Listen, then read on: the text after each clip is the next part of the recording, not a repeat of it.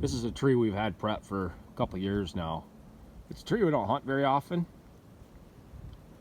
and when we do hunt it, almost exclusively it's in the early season, in the evenings. So obviously cattail marsh out here.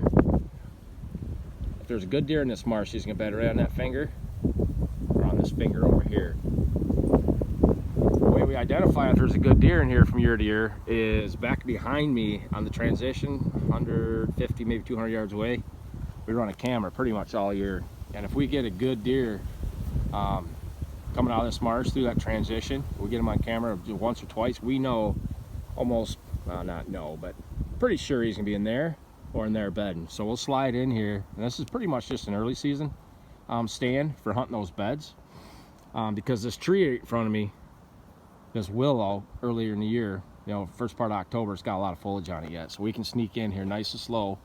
Predominant winds come from pretty much back that way, blowing this way, so he's not gonna be looking straight at us, but we're able to get in here, hopefully without him seeing it. So what that deer does, out of either of those two bedding areas, in the evening he runs this little, there's a little trail down here, and he'll run that trail up into these oaks, and he'll feed before he heads up the hill and goes out to the ag.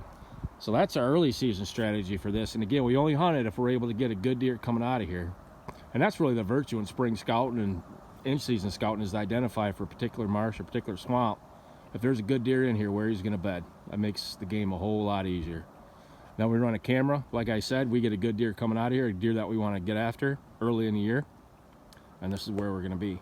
But we're not able to hunt this every year, because every year there isn't a good deer in here.